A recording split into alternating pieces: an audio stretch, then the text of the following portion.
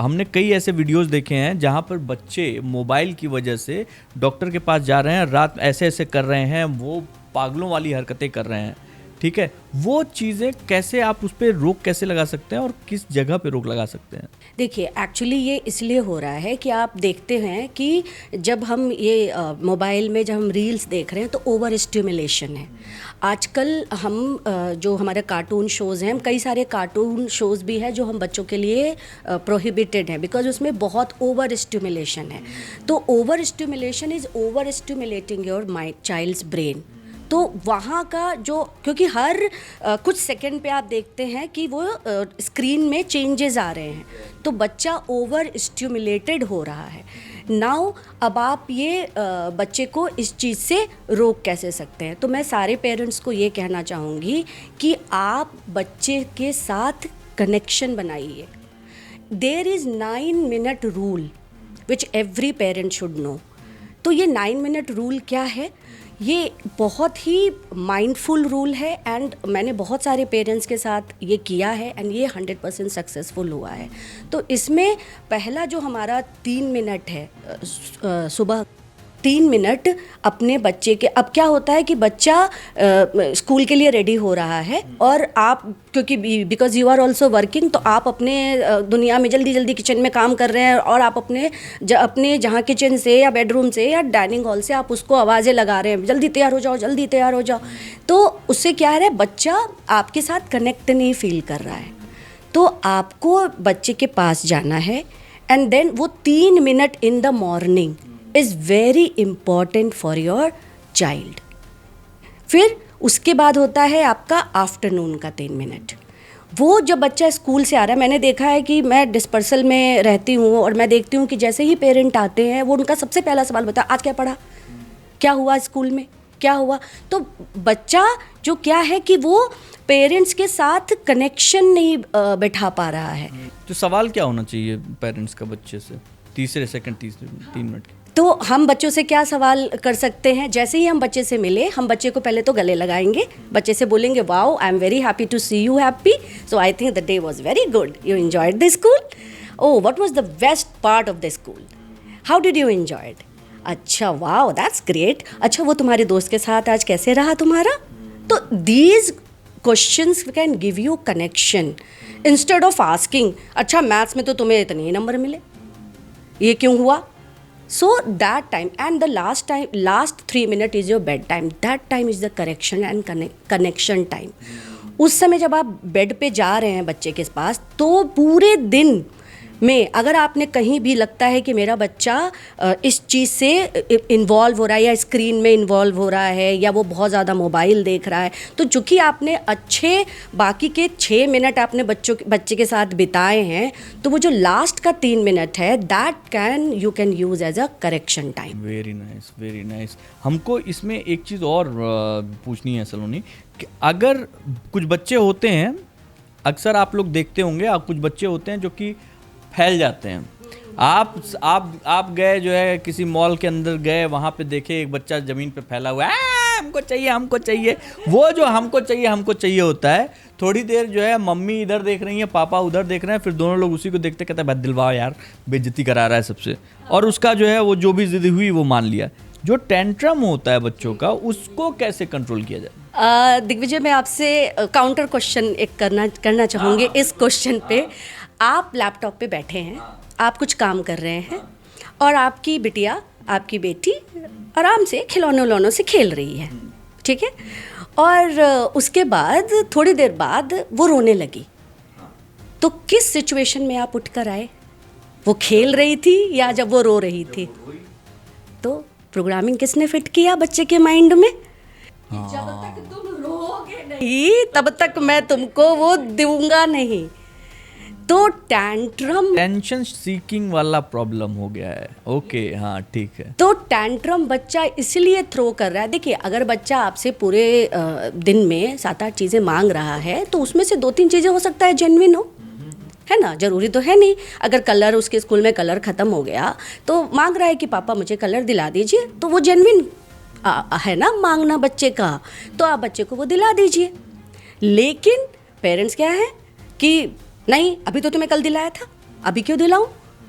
तो बच्चे के माइंड में ये प्रोग्रामिंग हो रही है। मैं इसको एक न्यूरो साइंस के लॉजिकली आपको ये बताऊंगी।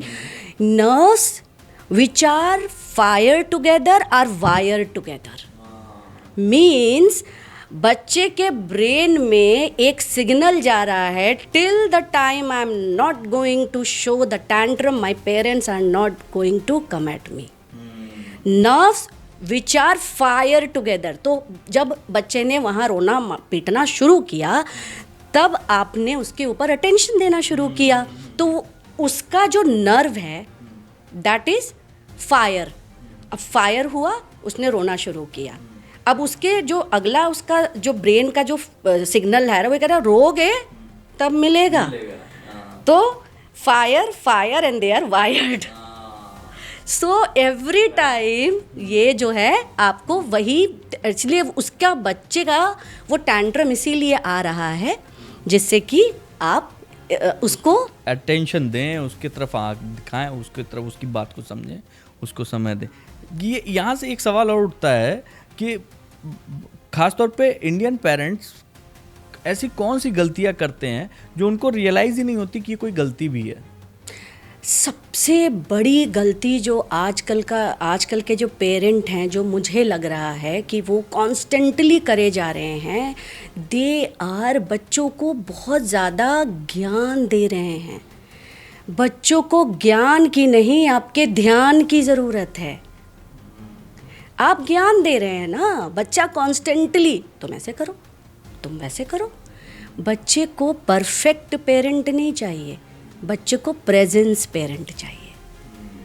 बच्चे को वो पेरेंट चाहिए जहाँ से वो अपने आप को सेफ फील कर सके।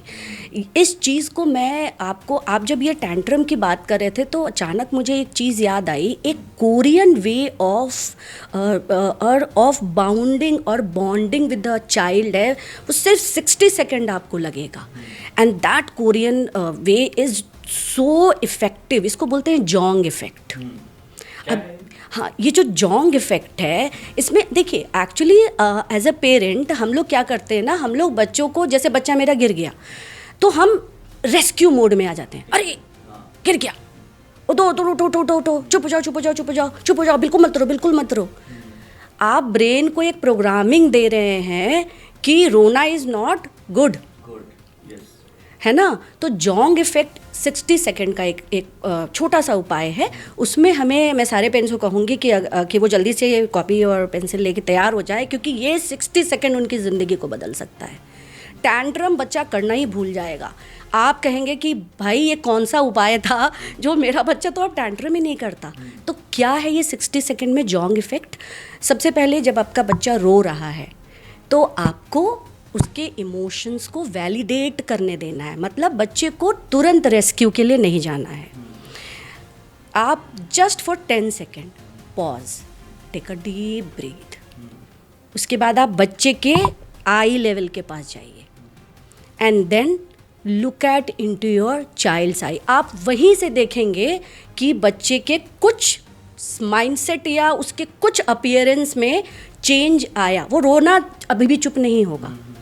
देन आप बच्चे के आई से आई कांटेक्ट करेंगे एंड देन अभी भी आप बच्चे को कुछ कहेंगे नहीं, आपको भी बच्चे को कुछ भी नहीं कहना है, जस्ट आई कांटेक्ट। देन आप हाथ लेंगे और बच्चे की पीठ पे धीरे से हाथ फेरेंगे, दैट फॉर 10 सेकेंड्स। आपने हाथ फेरा, अब बच्चा थोड़ा सा काम डाउन होगा बट वो अभी भी चुप नहीं होगा।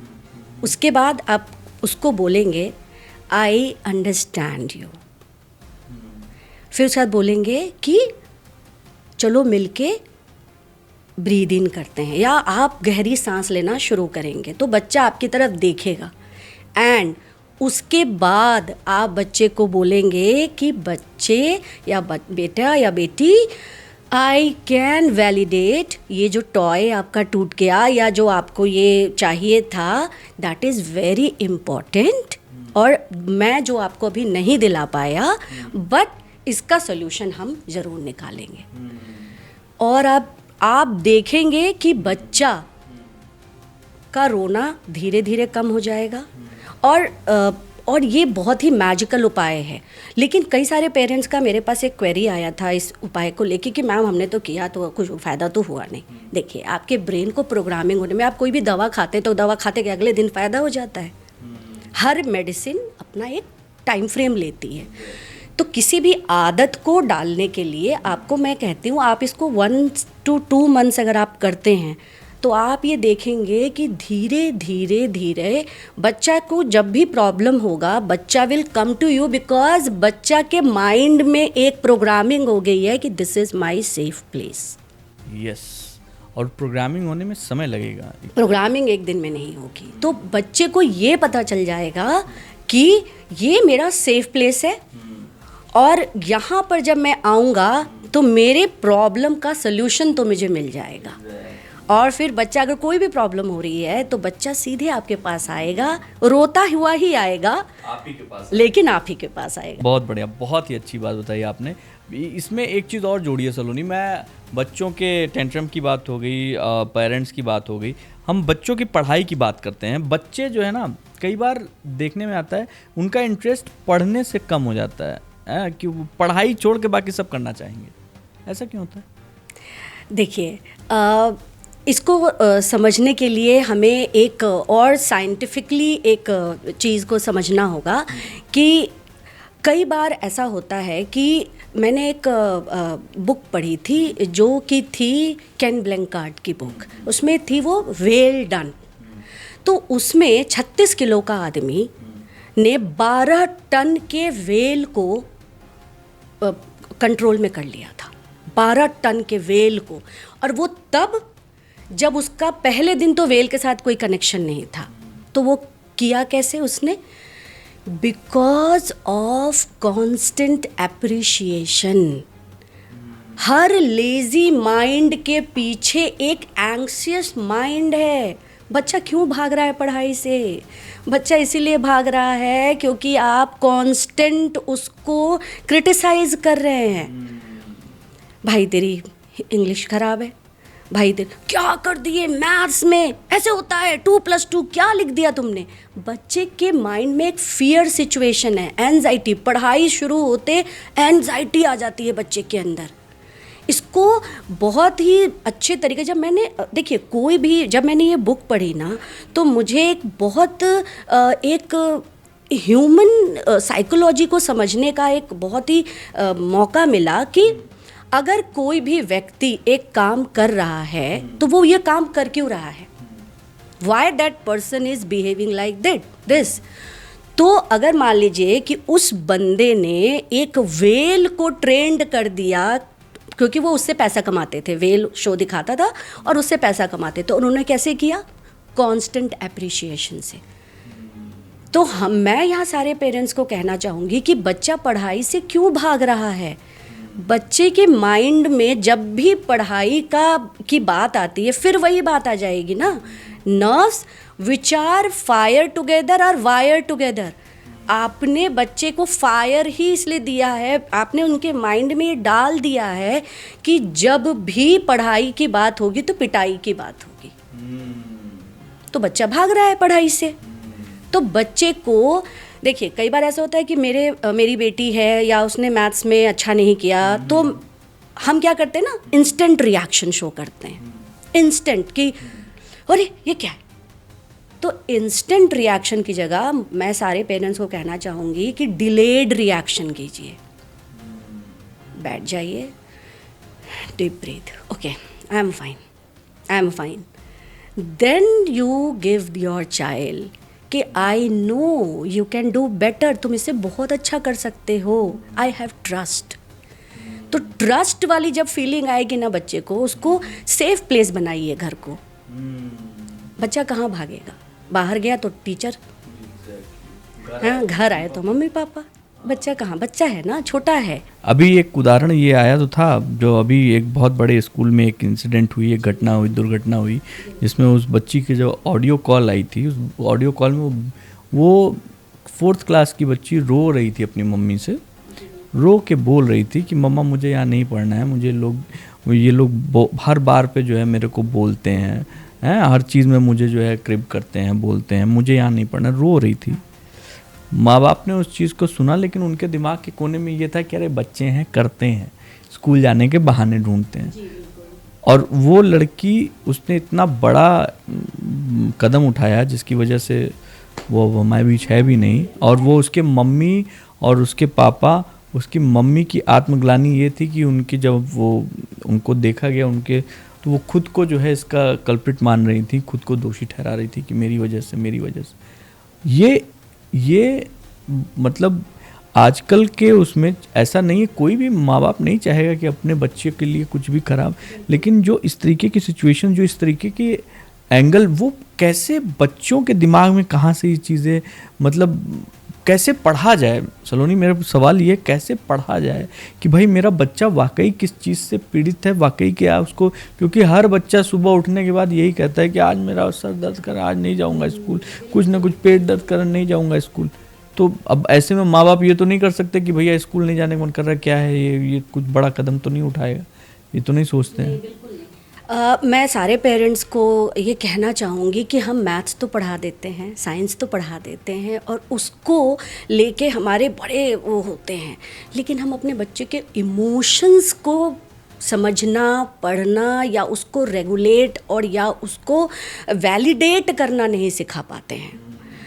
तो इसके लिए हर पेरेंट को, चाहे जब वो आपका बच्चा छोटा है, बहुत छोटे से, उसको उसके हर इमोशंस को वैलिडेट कीजिए, बच्चे के सेफ प्लेस बनिए। बट आप बच्चे के अगर बच्चा रो रहा है या बच्चा किसी चीज़ के लेकर परेशान है, तो हमारे जो इंडियन सोसाइटी या हम लोगों की जो अपब्रिंगिंग है, वो हम लोगों की अपब्रिंगिंग ऐसी है कि हम अपने इमोशनल ब्रेन को उतना ज़्यादा प्रायोरिटी पर नहीं रखते हैं।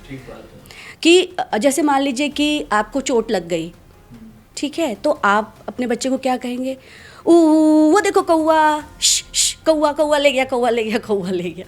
मतलब आपने उसको ये दिमाग में, उसको आपको लगता है अरे इसको ये चीज़ याद ना रहे कि चोट लगी है। बट मैं सारे पेरेंट्स को ये कहना चाहूँगी कि बच्चे को क्योंकि आपको तो लगा बच्चा भूल गया, बट बच्चे के ब्रेन ने भूला नहीं है उस इंसिडेंट्स को। सबकॉन्शियस माइंड में कहीं वो इमोशन दबा हुआ है, और वो इमोशन उसके लॉजिक ब्रेन तक नहीं आया है। और कभी आप कभी देखिएगा कि ऑल ऑफ अ सडन, मैं जानती हूँ यहाँ जो सारे वेब पॉडकास्ट देख रहे होंगे, उन पेरेंट को भी लगेगा कि कई बार ऐसा होता है कि आउट ऑफ नोवेयर बच्चा किसी चीज़ से डरने लगता है। जैसे मेरे पास एक पेरेंट आए थे, उनका बच्चा स्विमिंग बहुत अच्छा करता था और बहुत अच्छा स्विमिंग में था वो, बट एक दिन वो अचानक मतलब जो एक समर तो उसने कर लिया, अगले समर में जब मम्मी ने कहा कि बेटा स्विमिंग में चलेंगे, तो वो घबरा गया, बोला नहीं मुझे स्विमिंग में नहीं जाना, मैं नहीं जाऊंगा। और वो शी वाज लाइक कि क्या हो रहा है बेटा, तुम तो इतना अच्छा। अब उसमें क्या होता है ना, हम रेस्क्यू के लिए आने लगते हैं, क्यों नहीं जाओगे, चलो जाओ, ये करो, तो हम उसके इमोशनल पॉइंट ऑफ व्यू को नेग्लेक्ट कर देते हैं। उसके सब कॉन्शियस माइंड में कोई ना कोई कुछ ना कुछ, देखो मैंने आपको पहले भी कहा है कि अगर कोई एक्शन है तो उसके पीछे कोई रीज़न है। तो सबसे पहले हमें इमोशनल वैलिडेशन बहुत ज़रूरी है। हर पेरेंट्स को मैं कहूँगी कि कोई भी इमोशन को सप्रेस मत करिए। Let the child feel the emotion, let the child understand, okay I am not happy right now and why I am not happy. Talk to the child कि I understand, I am with you, और तुम अगर इस चीज़ को समझो, इस चीज़ को validate करने की कोशिश करो। तो वहाँ से अगर हम अपने इमोशंस को वैलिडेट करेंगे, तो मेरे ख्याल से जो इस तरह का जो हमारा कन्वर्सेशनल गैप आ जाता है पेरेंट्स के साथ, क्योंकि पेरेंट्स के साथ बच्चा कनेक्ट नहीं हो पाता है, इसीलिए वो अपने मम्मी या पापा या किसी को ये बात नहीं बता पाता।